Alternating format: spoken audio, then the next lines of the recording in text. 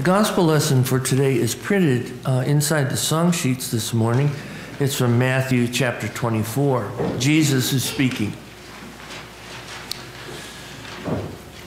But the exact day and hour, no one knows that. Not even heaven's angels, not even the Son. Only the Father knows.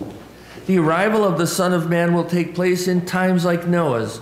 Before the great flood, everyone was carrying on as usual, having a good time right up to the day Noah boarded the ark. They knew nothing until the flood hit and swept everything away. The Son of Man's arrival will be like that. Excuse me. 2 men will be working in the field. One will be taken, one left behind. 2 women will be grinding at the mill. One will be taken, one left behind. So stay awake, alert. You have no idea what day your master will show up. But you do know this.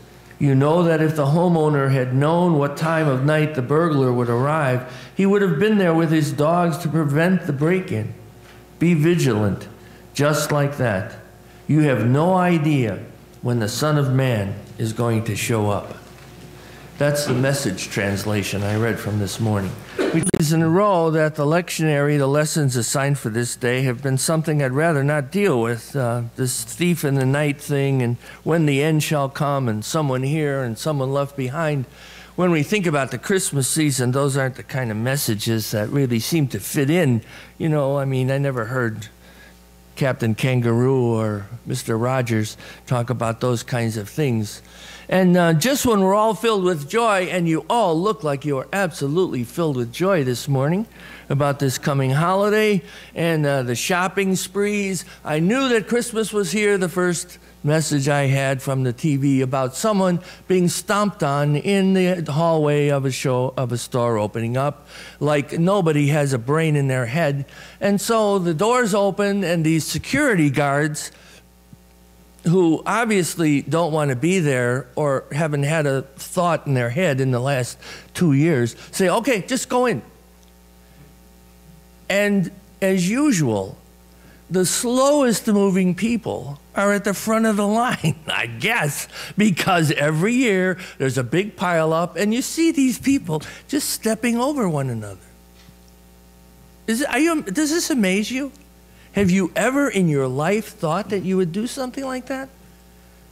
Just so that you can get a 42-inch television for the price of a 32-inch television.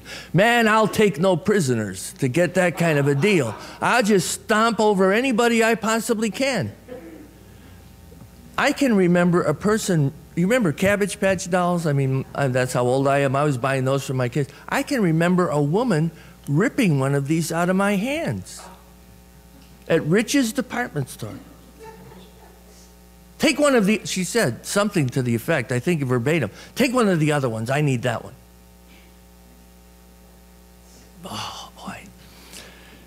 You know, sometimes when you're a pastor, you're glad you're among people who don't know that you're a pastor, because, like on the golf course and other times, you know, and you can't hold yourself back because you're this fallen, decrepit, debased human being who just had a doll ripped out of your hand. At any rate, well, all that stuff really does cheer up our heart, doesn't it? And I am so glad to hear that the shopping spree on Black Friday was one of the best in the last several years, you know. All the other times we hear about is, oh, we're all in deep economic crisis and we're all suffering, and, you know, some people have lost their jobs and everybody else is on pins and needles, and boy, life is tough and we better pull up our bootstraps and worry about the deficit and all that stuff. What happened? That all went away for a day, didn't it? There's no problems. People are going to be more careful spending this year. Especially that guy who's in the hospital after people walked all over him. He's not going to do much spending. He's going to have to shop online. And I knew the Christmas holiday was here when I was listening to my radio, driving back and forth to the wedding yesterday, and I heard Pearl Bailey's Christmas song, Santa, Bring Me a 5-pound Box of Money. One of my great Christmas favorites, I think. And, you know, sometimes I say, now there's an honest song. You know, not about, oh, the angels were there and everybody loved each other and, oh, life was sweet and there's a baby Jesus cooing in the manger and somehow he didn't even need a diaper and all those kinds of things. Let's get down to the real brass tacks. Santa, bring me a 5-pound box of money. It's like people who give lottery tickets, you know. I mean, there's no real harm in it. But what does it say about, here's a lottery ticket. And by God, if I give you a lottery ticket and you win, I better get my cut, right? I mean, let's be honest about it. Oh, thank you for that lottery ticket. I won $1 million. And the person who gave you the ticket faints dead away on the floor. And heaven forbid it be in front of a store that people are shopping in, because you'll just get trampled. And to top off those expectations of the angels and the shepherds and the pageants and peace on earth, goodwill to all, we hear news of Korea. And some of you served in Korea. And we remember what that was like, at least in news reports. And so the scripture comes to us in this serious vein and says, be vigilant, be alert, be awake. God is coming.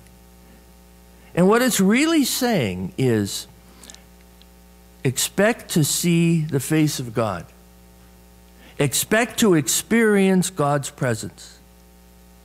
Expect to feel hope flow through you because it comes from God. That's what that whole scripture passage is about.